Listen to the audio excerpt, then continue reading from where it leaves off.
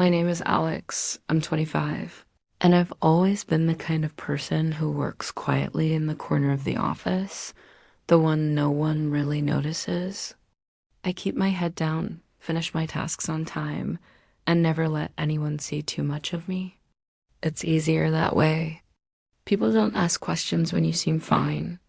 They don't wonder what kind of love you hide, or who you think about when you stare too long at your computer screen.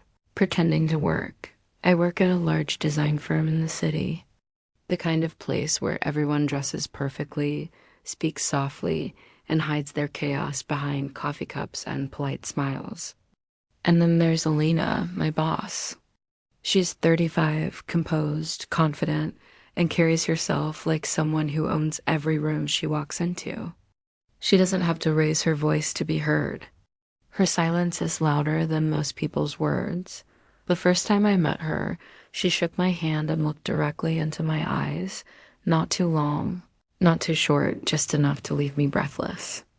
I remember the scent of her perfume, the calmness of her tone, and the way she moved, almost as if she was floating. I didn't understand it then, but that moment changed everything. At first. It was admiration, the kind you feel for someone so capable, so out of reach. She handled pressure like it was air, never letting it touch her. She was perfection personified, the kind of woman I thought I could never be, and definitely never have.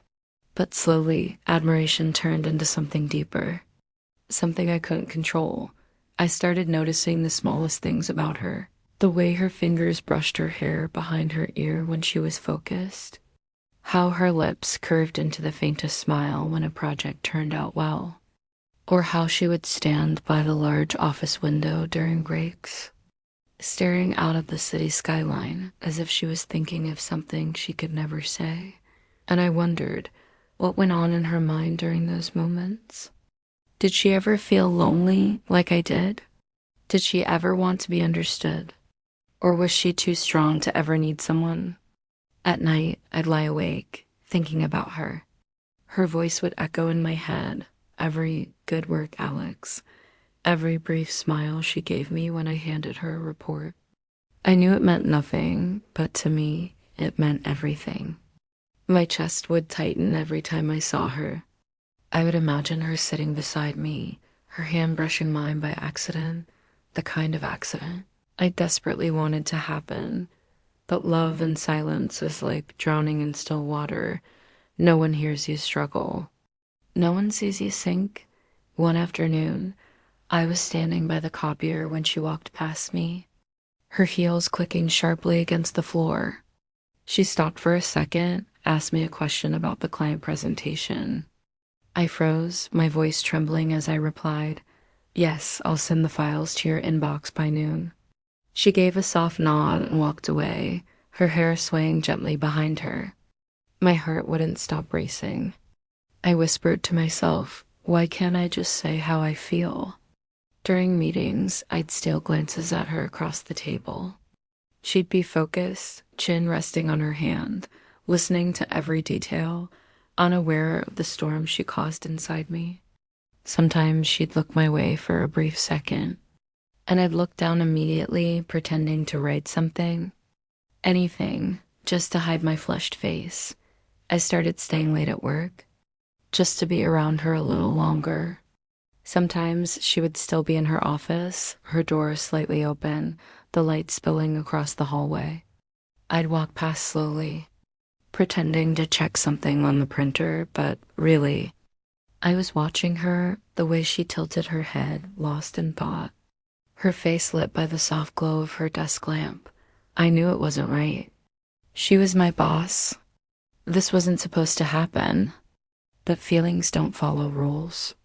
They bloom quietly, unexpectedly, and before you realize it, they've taken over everything. I remember one Friday evening, I was leaving the office and saw her standing by the window again. The city lights flickered below her, the sky painted in shades of orange and pink. I stood there for a moment, watching her reflection in the glass. She looked untouchable, like something you could admire but never hold up. My voice cracked inside my own head as I whispered. I knew she'd never look at me the same way I looked at her. But even knowing that, even realizing how impossible it was, I couldn't stop. Every day, every glance, every word she said made me fall deeper. And the cruelest part, the more she pushed me away without even realizing it, the more I wanted her. The more distant she became, the more I felt like she was a part of me, unreachable, yet living inside every beat of my heart. It was one of those evenings when the sky looked like it had been crying all day. The rain pressed against the tall glass windows of the office, soft and steady, a rhythm that matched the pounding of my heart.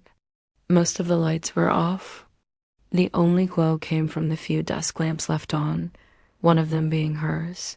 Elena was still working, sitting in her corner office, her focus buried in papers and files. Everyone else had already gone home. The hum of the air conditioner and the rain were the only sounds left.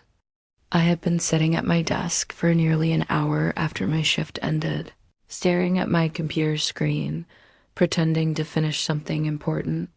But inside, I was fighting a storm. My palms were sweating. My chest ached. My mind kept repeating the same sentence. Tell her before it's too late. I stood up slowly, my legs weak, my throat dry. As I walked toward her office, I could see her through the glass door. She looked beautiful, her hair falling loosely on her shoulders, her eyes focused, her fingers tapping the pen against her notebook in thought. For a second, I almost turned back, but something in me, that part that had been breaking a little, more every day, pushed me forward. I knocked softly. She looked up and smiled faintly. Alex, you're still here? I stepped in, my voice trembling. I just needed to talk to you for a moment. If that's okay. She gestured for me to sit, setting her pen aside. Of course. What's on your mind? I sat across from her, but the words refused to come out. My eyes drifted to the window, rain sliding down the glass in thin silver lines. It was the kind of night that carried too many emotions, and I could feel them all pressing against my chest. Elena? I started, my voice shaking. I know this might sound strange. I know it's wrong. I mean, I'm your employee, and I shouldn't feel this way. She tilted her head slightly, her expression calm but unreadable. Feel what way, Alex? I could barely breathe. My hands clenched on my lap. I think I'm in love with you. The words left my mouth like a confession to a crime. For a moment, the world went still. No rain, no sound, nothing but her eyes on me. I waited for something, surprise, anger, maybe even disgust, but she just looked quiet. Her lips parted, and she whispered, almost too softly, Alex. Tears welled up in my eyes before I could stop them. I know it's not supposed to happen. I know you're older, and you probably think I'm just some foolish girl with feelings I don't understand. But I swear, this isn't just a phase. I've tried to stop it, I've tried to bury it, but it's killing me inside. I can't hide it anymore. I felt my throat tighten as I spoke. My voice cracked, and I could see her expression soften, not in the way I hoped, but in the way people look at someone they pity. She leaned back in her chair, exhaling slowly. Her tone was gentle, but every word was a knife. Alex, you're young. You'll understand someday. Not everything we feel is meant to be love. The silence that followed shattered me. I blinked, my tears spilling freely now. So, you don't feel anything? Not even a little? She shook her head slightly, her gaze steady but distant. You're special, Alex. You're kind, passionate, and talented. But love, it's complicated. And I've learned not to believe in it anymore. That sentence broke something inside me. She didn't believe in love. I stood up slowly, trying to keep my voice steady, but it was trembling like the rain outside. I understand, I whispered. I shouldn't have said anything. Alex, she said softly, please don't take this the wrong way. I care about you, I do, but I forced a smile that hurt to make. It's okay. I get it. Then I walked out before she could finish her sentence, my footsteps echoing in the empty hallway. The moment I reached my desk, I collapsed into my chair. My whole body was trembling. I stared at my reflection in the black screen of my computer and whispered, not everything we feel is meant to be love. That night, I didn't sleep. I lay in bed, staring at the ceiling, hearing her words over and over again. The next few days passed in slow motion. I went to work, spoke when I had to, smiled when expected, but I wasn't really there. I stopped eating properly. Coffee became my only meal. My hands shook when I typed. Every time I saw her, my heart broke all over again. She treated me kindly, maybe even more gently than before, but that only made it worse. Her kindness felt like distance disguised as care. One evening, I opened my phone and scrolled through my gallery. There were only a few photos. One of them was from an office event. She was in the background, smiling. I stared at it for a long time, my vision blurring. Then I deleted her number, but I couldn't bring myself to delete that picture. That was all I had left of her, a memory she didn't even know existed. Days turned into weeks, but the ache didn't fade. I started to believe that maybe love really was something people like me weren't meant to have. Maybe she was right. Maybe not everything we feel is love, but late at night, when the world was silent and my heart still refused to listen, I'd whisper to myself. She said she didn't believe in love. Maybe she didn't believe in me. The apartment was silent that night, the kind of silence that presses against your skin, heavy and suffocating. The rain had stopped hours ago, but the air still smelled of it, cold and lonely. I sat on the floor beside my bed, knees pulled to my chest, staring at the dim reflection of the city lights through my window. It had been weeks since that night in Elena's office. The night I confessed everything and broke myself in the process. I hadn't been the same since. I went to work, I smiled when people spoke to me, I pretended to be okay. But every evening, when the world went quiet again, her face came back to me, the calm, kind eyes that refused to love me back. I used to imagine a future with her, quiet mornings with coffee. Her laughter filling the kitchen, her hand resting lightly on mine while she read.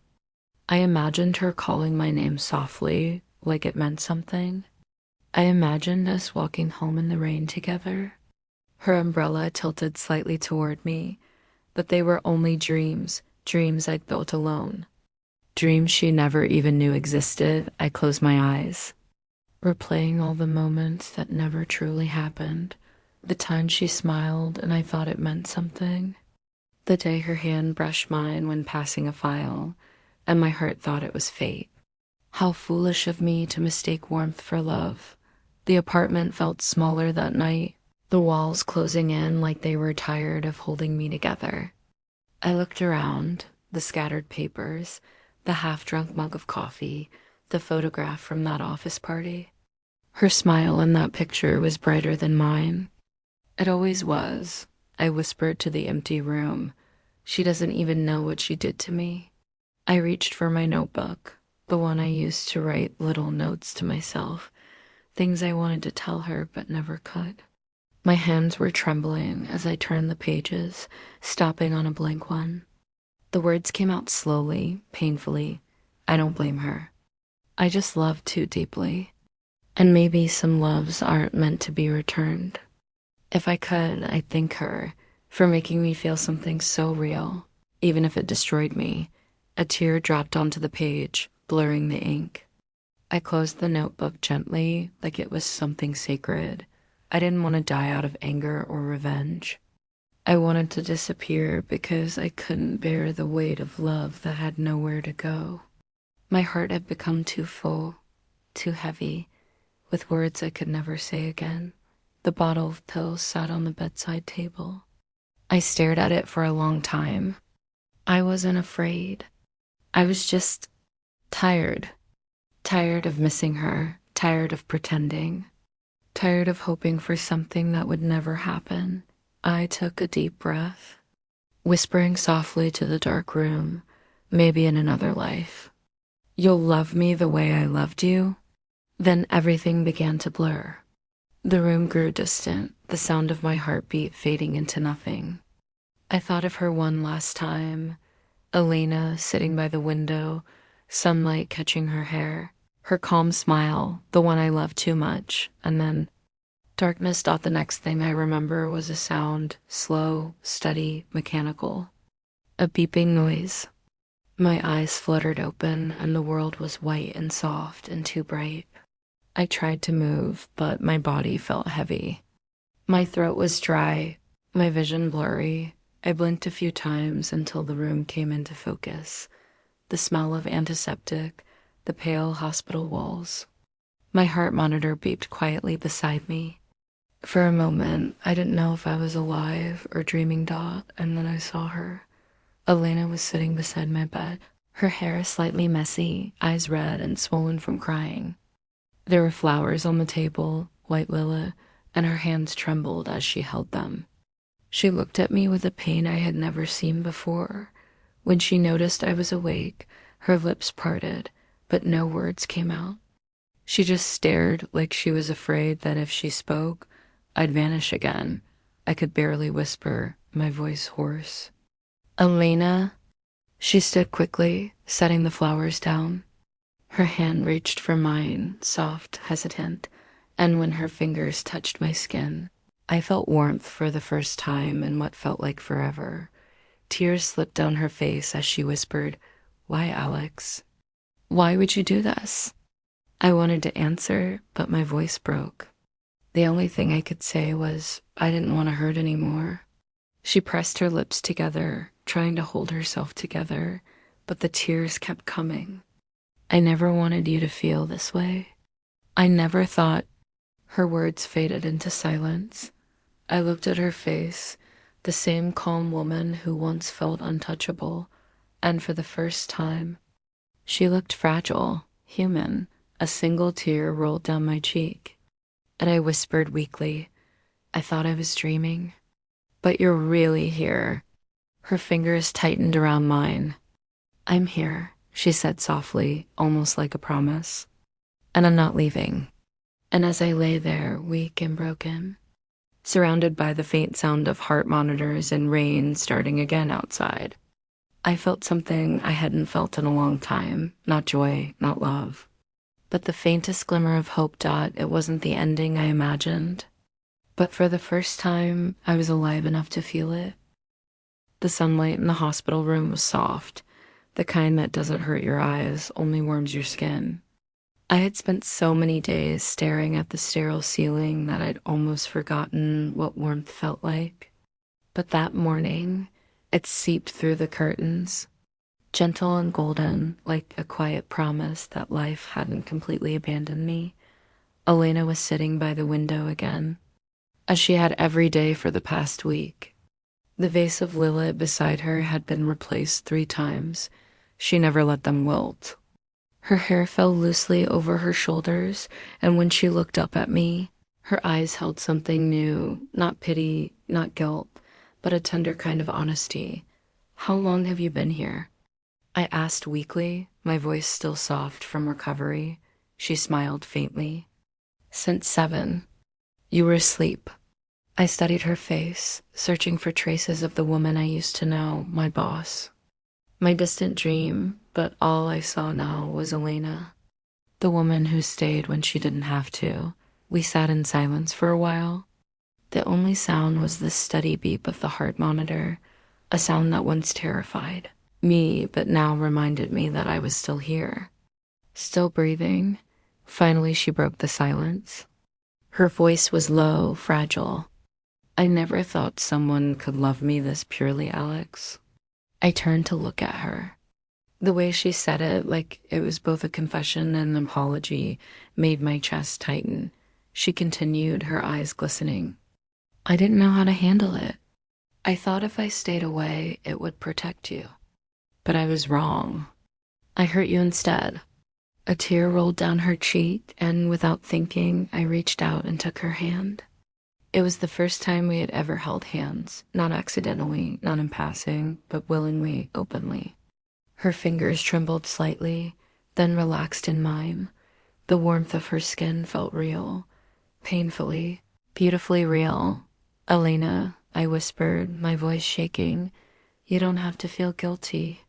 I chose to love you, even if it broke me. Her grip tightened. But you shouldn't have had to break it all. For a long time, neither of us spoke.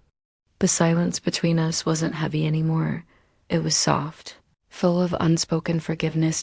In the days that followed, she came every morning. She'd bring flowers, sometimes roses, sometimes lilac, and sit beside me while I ate or read.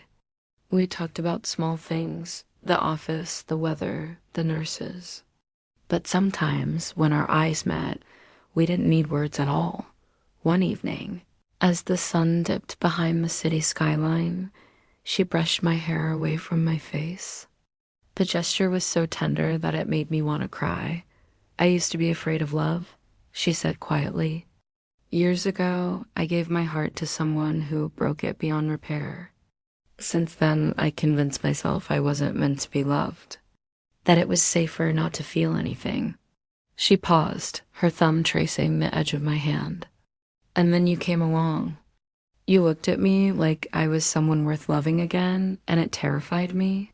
I looked up at her, my eyes stinging. So you ran from it? She nodded slowly, until I realized running didn't make it hurt less. I wanted to tell her that I understood, that I had spent my entire life running too, just in a different direction. But instead, I just whispered, I waited for this moment all my life. Her breath caught. Then she leaned forward and pressed her forehead against mine. Not a kiss, not yet, but something deeper. A silent promise that we were both finally ready to stop running. The world outside the window felt softer, the sky fading into shades of lavender and gold. For the first time, I didn't feel trapped inside my body or my mind. I felt alive. Weeks later, when I was finally discharged, Elena was there, waiting at the hospital entrance. She was holding my coat, her smile gentle but sure as I stepped outside. The air felt new, crisp, alive, almost forgiving. I hesitated for a moment, unsure how to exist in a world that still held so much pain and beauty at once. She reached for my hand. You ready? I looked at her, really looked at her, and for the first time, there was no fear, no uncertainty. Just us. I think I am, I said softly. We walked out together, hand in hand, the city lights flickering in the distance like a heartbeat returning to life. I could feel the faint tremor in her fingers, the same one I had felt in mine that night in the hospital. But this time, it wasn't fear. It was connection. As we stepped into the open air, I took a deep breath. The sky was painted with the colors of dawn, and the world didn't feel so cruel anymore. For a long time, I felt love was meant to destroy me. But now, standing beside her, I realized it had saved me. Maybe it wasn't the kind of love that started perfectly or looked flawless to the world. Maybe it was messy and broken and rebuilt from the ashes of pain. But it was real. And as we walked forward, her hand warm in mine, I whispered to myself, not as a goodbye this time, but as a beginning. For the first time, I feel life is worth living. The first time I saw the change in Elena's eyes, I knew something was wrong. It was subtle, the way she avoided meeting my gaze, the way her smile seemed rehearsed, heavy with something unspoken. At first, I told myself she was just tired. But deep down, I felt the quiet tremor of a storm forming, one I didn't yet understand. It all began the day her mother found out. Elena told me about it one evening, her voice barely above a whisper as we sat together in her apartment. Lights dimmed, the world outside lost to the hum of the city. My mother came to visit today, she said, her hands trembling slightly as she set down her teacup. She saw the picture of us on my phone. I froze. The photo, a simple one of us laughing in the hospital garden, suddenly felt like a dangerous secret. She asked me who you were. Elena continued. And when I told her, she didn't take it well. I wanted to reach out to comfort her, but she pulled back, as if afraid of her own words. She said I've brought shame to the family, that I've lost my mind, that I need to stop seeing you before I ruin everything I've built. The words hit like cold rain against my skin. I swallowed hard, trying to keep my voice steady. And what did you tell her? Elena hesitated. The silence between us stretched long enough for my heart to start breaking. I told her I love you, she said finally. But she didn't listen. She wants me to meet someone, a man she thinks I should marry. She said it'll fix everything. I turned away, blinking back tears. My chest ached with helplessness. I had always known our love wasn't going to be easy, but hearing it out loud, the weight of her family's disapproval, made it real in a way I wasn't ready for. She reached for my hand. Alex, I love you, but I can't hurt my family. You don't know how much they've done for me. They'll never understand us. Her voice cracked on the last word, us. I pulled my hand back slowly. And what about me, Elena? What about everything we've been through? She didn't answer. That night, after she left, I sat by the window, watching the city lights blur through my tears. I could still smell her perfume on my skin, the scent of something beautiful that might soon be gone. Days turned into weeks. She called less often. Her texts became shorter, colder, like she was trying to build a wall between us, but didn't have the courage to say it outright. I found myself checking my phone every few minutes, waiting for her name to light up the screen. Sometimes it did, just a single message, busy today. I'll call tomorrow. But tomorrow came and went in silence. At work, I caught glimpses of her, walking down the hall, talking to someone, pretending I wasn't there. Every time our eyes met, she looked away first, and yet, when I went home, I couldn't stop looking at her photos. The one of her laughing, the one of her holding flowers in the hospital, frozen moments that felt like a lifetime ago. I would stare at them until my eyes blurred, whispering to myself, don't let this end like before. But love, I was learning, wasn't just about two people. It was about the world that refused to let them exist. One evening, she came to my apartment. The look on her face told me everything before she even spoke. Her eyes were swollen, her shoulders trembling. Please, I whispered, stepping closer. Tell me you're not leaving. She closed her eyes. Alex, I don't want to, she said. But my family, they've given me an ultimatum. If I don't do what they say, they'll cut me off completely. My career, my home, everything. My heart dropped. You promised me you wouldn't leave? Her tears fell silently. I know, and I meant it when I said it. But things have changed. Changed? I repeated, my voice breaking. Or did you just stop believing in us? Her breath hitched. Don't do that, she said softly. Don't make me choose between love and survival. I took a step closer, desperate, trembling. Then choose me.